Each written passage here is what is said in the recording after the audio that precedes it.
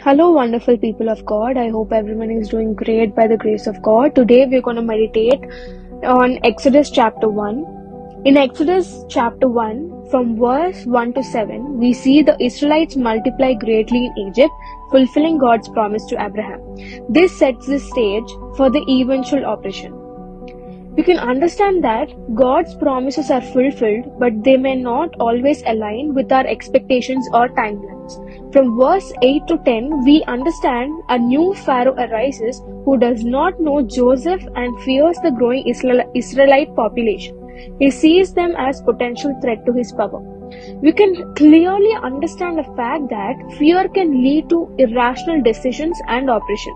Leaders who act out of fear often create harm rather than solutions. From verse 11 to 14, we see that Pharaoh enslaves the Israelites and forces them into hard labor to suppress their growth and spirit. We can understand that oppression is a tool often used to control and diminish those who are perceived as threat. However, God's plans cannot be changed by human schemes.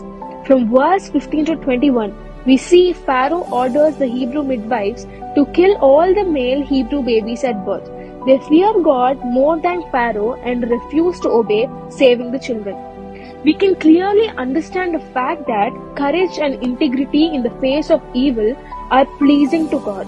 The midwives' actions show that standing for what is right is often requires great risk. From verse 20 to 21, we see, because the midwives feared God, He blessed them with families of their own. We get to see that God honors those who prioritize His will over human authority. Obedience to God brings blessings even in difficult circumstances. From verse 22, we see Pharaoh commands all the Egyptians to throw every Hebrew baby boy into Nile. We can clearly see that evil often escalates when its initial plans fail. However, God's purposes are greater than any human wisdom. Now, to conclude this chapter, we see, despite the oppression, God is working behind the scenes to fulfill His promise. Secondly, the midwives' faith and courage serve as an example of trusting God in difficult times. And Pharaoh's fear leads to cruelty, while the midwives' fear of God leads to life and blessing. And this chapter also highlights the value of life and God's protection of the vulnerable. Like the midwives were called to stand for justice and to protect the vulnerable even when it's risky. I hope you really get to learn something from this chapter. God bless you.